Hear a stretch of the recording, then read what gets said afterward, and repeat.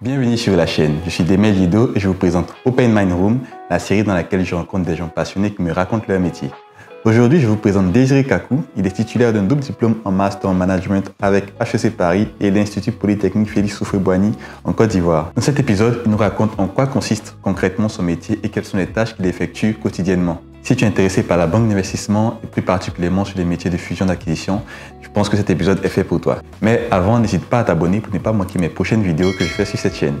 Alors, c'est parti! Bonjour, je m'appelle Désiré Kakou, je suis étudiant en fin d'études à HEC Paris, je suis ivoirien.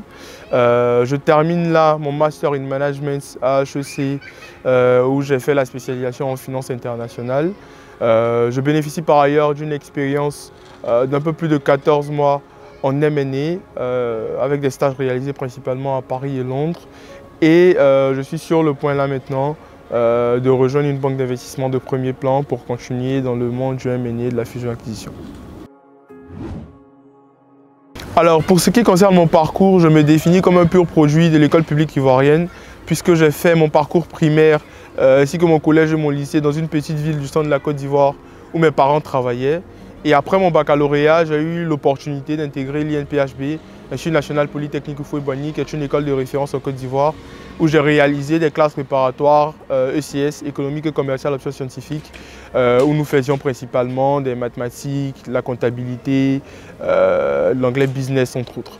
Donc à la suite des classes préparatoires, j'ai réussi le concours d'entrée en cycle ingénieur et j'ai eu la chance d'intégrer l'ESCA, qui est l'un des cycles ingénieurs justement de l'INPHB, où on fait finance, marketing, stratégie et tout ce qui est en relation avec le business de façon générale. Donc c'est justement lorsque j'étais à l'ESCA, en deuxième année d'ESCA, que l'INPHB a noué un partenariat avec HEC Paris qui permettait aux étudiants en deuxième année de cycle ingénieur de présenter le concours d'entrée à HEC Paris et s'ils le réussissaient de pouvoir intégrer HEC Paris et ne pas faire la dernière année du cycle ingénieur qui normalement dure 3 ans. Donc c'est dans ce contexte-là que j'ai présenté les admissions à HEC Paris. Heureusement, je les ai réussi, j'ai pu intégrer l'école pour faire un Master in Management. Donc, un Master in Management, c'est un programme en 3 étapes principalement. Première étape, généraliste avec des cours de finance, de stratégie, de marketing, etc. Une année de césure où on a l'opportunité de travailler pour, on va dire, éprouver un peu son projet professionnel et puis confirmer la vision qu'on a de sa carrière. Et puis en dernière année, on se spécialise. Donc j'ai fait la première année généraliste et ensuite dans le cadre de mon année de césure, j'ai effectué plusieurs stages en fusion-acquisition à Paris et Londres. Donc j'ai commencé dans une banque d'affaires qui s'occupait principalement des PME dans les secteurs de l'agro-industrie et du retail également. Par la suite, j'ai rejoint la banque d'investissement du Crédit Agricole. Donc j'ai travaillé sur des deals large cap, c'est-à-dire pour de grosses entreprises dans les domaines de l'infrastructure, des transports et de l'aérospatial également. Et puis j'ai terminé ma césure à Londres. Les 2 premiers stages dont je parlais, c'était à Paris. J'ai terminé ma césure à Londres avec ce qu'on appelle un stage d'été dans une banque d'investissement qui s'appelle Moelis, où j'ai travaillé sur les secteurs des énergies renouvelables et également sur les infrastructures. Donc par la suite, je suis revenu à l'école pour ma spécialisation. Je me suis spécialisé en finance internationale. Et là, j'ai été recruté ici même à Paris par une banque d'investissement de premier plan pour continuer à travailler sur des sujets de fusion-acquisition. Alors, qu'est-ce qu'une banque d'investissement? Une banque d'investissement, c'est une institution financière, mais une institution financière qui par nature est différente des banques de détail dont on a l'habitude pour déposer notre argent ou bien contracter des prêts à la consommation. Les banques d'investissement, c'est des institutions financières qui travaillent pour des clients institutionnels, pour des personnes morales principalement, des entreprises, des fonds d'investissement, d'autres banques ou bien même des États. Donc, qui leur proposent des services qui sont également différents des services qu'on peut trouver dans la banque de détail.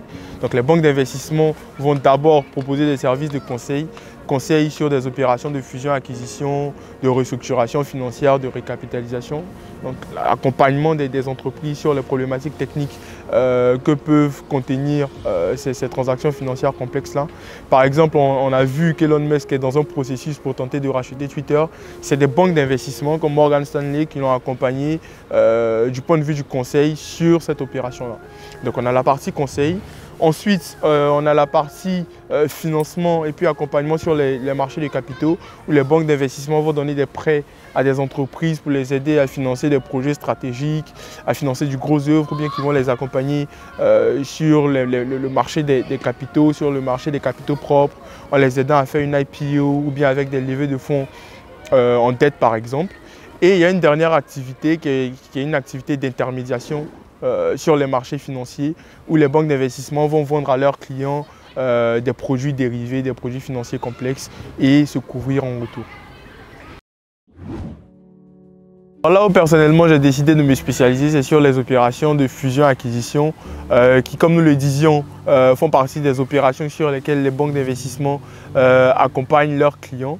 Donc, en l'occurrence, il s'agit d'accompagner des entreprises, des fonds d'investissement, des États éventuellement sur des transactions financières complexes et stratégiques par nature, des acquisitions, des cessions, des fusions éventuellement. Donc concrètement, du début à la fin, on fournit une assistance technique, une connaissance du secteur, une expertise en termes de négociation à ces entreprises-là ou bien à ces fonds d'investissement-là. En l'occurrence, une entreprise qui voudrait en acquérir une autre, par exemple, si la cible n'est pas prédéfinie et qu'elle est toujours dans le processus d'évaluation, la cible, c'est l'entreprise qu'on veut acquérir. Donc, si elle est toujours dans le processus d'évaluation de différentes options, le banquier d'affaires l'accompagne là-dedans et l'aide sur la base de différents critères, la cohérence des projets stratégiques, le marché dans lequel les cibles potentielles opèrent, à faire un choix. Et une fois que le choix est fait dans l'exécution de la transaction, c'est-à-dire du moment qu'on a sélectionné une entreprise qu'on veut acquérir jusqu'à ce qu'on close la transaction, il y a bien entendu des problématiques de valorisation, quel prix on doit proposer, des problématiques de tactique et de timing également qu'il faut comprendre et bien appréhender, des problématiques de négociation, donc négocier le bon prix, négocier les bonnes conditions pour la transaction sur lesquelles le banquier d'affaires va accompagner son client. Alors vous vous doutez bien que des opérations comme les fusions, les acquisitions, les cessions demandent de la part du banquier d'affaires de réaliser un grand nombre de tâches, des travaux analytiques parce que par définition, on le dit depuis le début, c'est des transactions complexes et stratégiques. Alors généralement, le travail du banquier d'affaires concrètement en termes de tâches s'organise autour de deux grandes activités. Donc d'une part l'origination, il va voir des entreprises, des fonds d'investissement pour les convaincre de lui confier un mandat pour exécuter la transaction. Donc aller voir une entreprise pour la convaincre qu'il faille en acheter une autre par exemple, ou aller la voir et tenter de convaincre ses actionnaires que c'est le moment pour la vendre. Donc ça c'est la phase d'origination. Et ça passe bien entendu par un travail analytique où le banquier d'affaires va chercher à comprendre l'entreprise, à comprendre son secteur, à comprendre ses enjeux et puis à montrer aux actionnaires justement de cette entreprise-là ou à son management qu'il est à même de vendre l'entreprise pour le meilleur prix aux meilleurs investisseurs, etc. Par la suite, on a le travail d'exécution, une fois que le mandat est confié au banquier d'affaires, où effectivement il faut vendre ou il faut acheter la boîte, donc où il faut mener le deal à proprement parler à sa conclusion. Donc si on prend par exemple le contexte d'une cession d'entreprise, le banquier d'affaires va contacter des investisseurs qui pourraient être intéressés par l'entreprise en question.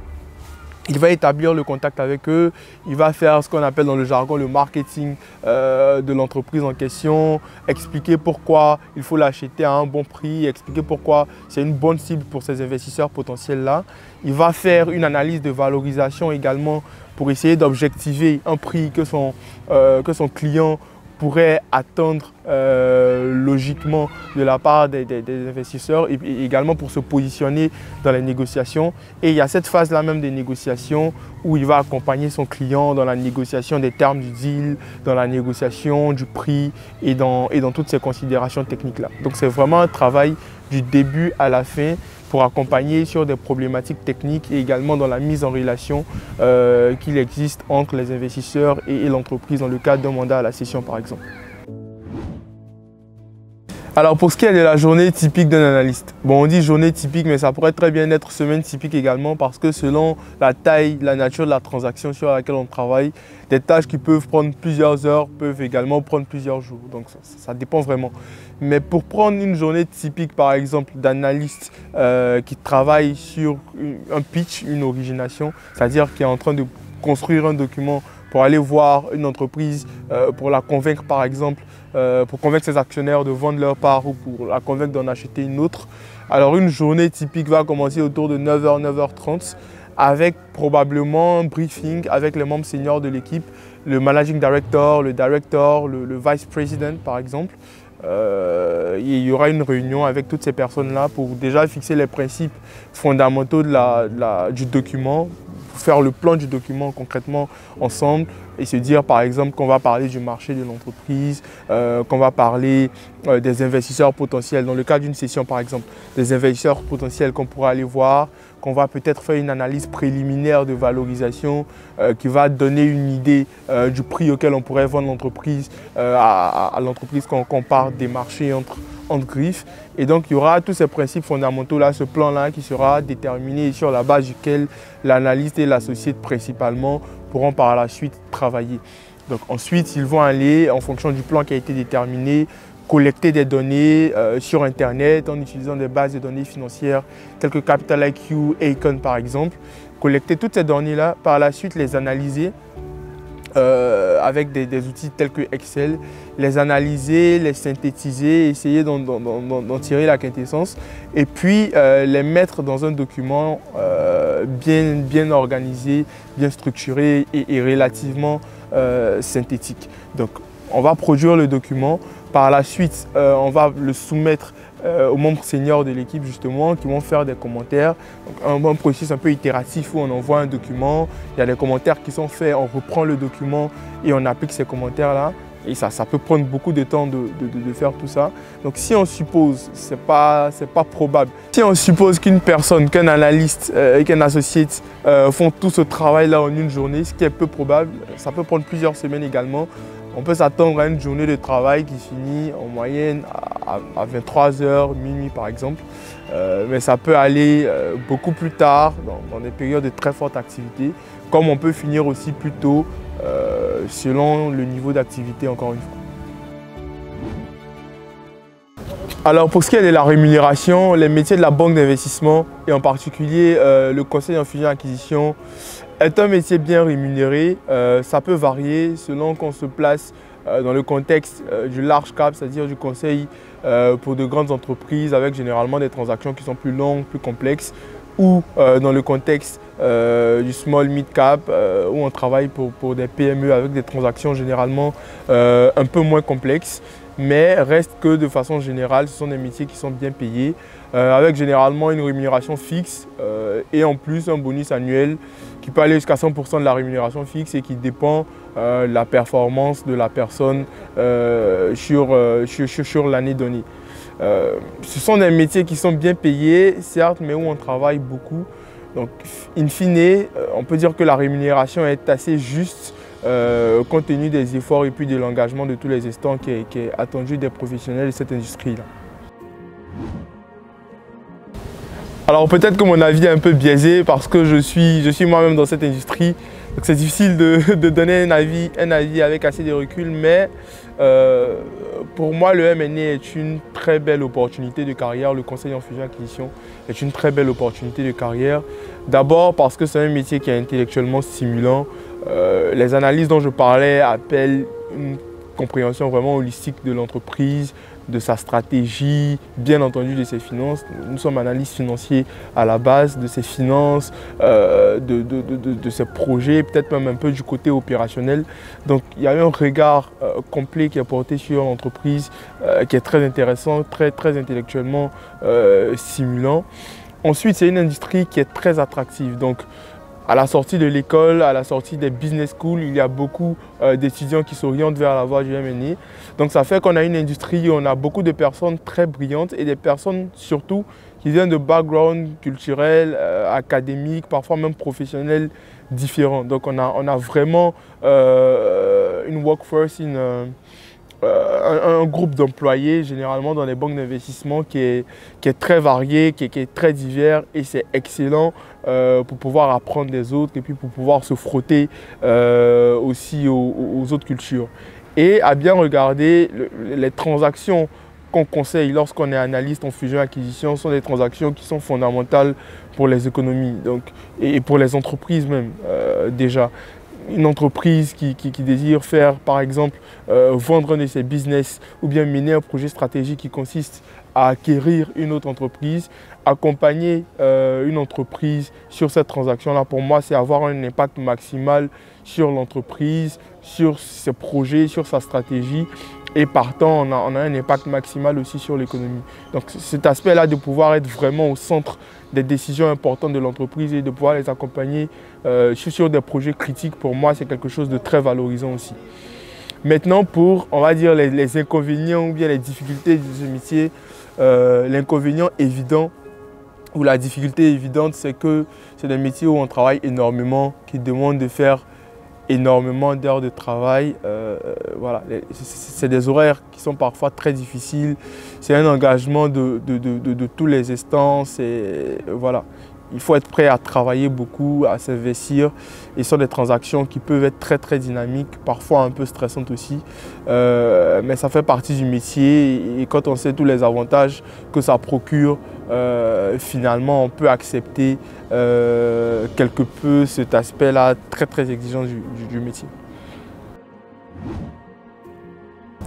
Alors le débouché naturel généralement pour les personnes qui sont dans des banques d'investissement à travailler sur des opérations de fusion-acquisition, c'est d'aller dans des fonds de private equity, donc chez des investisseurs, pour aller travailler là-bas. Parce que finalement, quand on regarde le travail des fonds de private equity par exemple, ce sont des investisseurs qui font des transactions financières à la chaîne. Donc ils prennent des participations dans le capital de certaines sociétés. Ensuite, ils font différentes améliorations opérationnelles et après ils sortent du capital de cette société-là, soit en vendant des parts directement aux managers, soit en faisant des introductions en bourse par exemple. Mais reste que ce sont des métiers qui appellent différentes transactions financières. Donc un expert des transactions financières, une personne au moins qui les a pratiquées et qui a travaillé avec des fonds d'investissement dans le cadre de ses activités de conseil, tout ça, peut être un bon professionnel du private equity. Donc c'est généralement le débouché le plus évident de la fusion-acquisition, mais ça reste un métier qui donne une vision approfondie et assez complète de l'entreprise, qui permet de faire beaucoup d'autres choses par la suite. Il y a beaucoup de professionnels de M&A qui par la suite partent faire de l'entrepreneuriat par exemple. Il y en a certains qui se retrouvent en entreprise même à travailler dans des directions financières. Donc finalement, en termes de débouchés, pour récapituler, les métiers de la finance d'entreprise tels que le métier d'investisseur en fonds de private equity sont des débouchés assez communs du M&A. Mais à côté de cela, la plupart des métiers qui appellent une connaissance de l'entreprise, même l'entrepreneuriat, peuvent être envisagés également par une personne qui a fait du M&A comme voie de reconversion. Voilà, c'était tout pour cette vidéo. J'espère qu'elle t'a plu. Si c'est le cas, n'hésite pas à t'abonner et à laisser un like à la vidéo. N'hésite pas à me dire également en commentaire ce que tu penses du métier d'analyste en fusion-acquisition et quelles sont les questions éventuelles que tu pourrais avoir. Si cette vidéo t'a plu, je suis sûr que tu vas aimer celle que j'ai faite avec Kamali Fadiga, qui est diplômé de l'école polytechnique, ou encore avec Randolph Kougouré, qui travaille à la Banque mondiale. Allez, à tout de suite!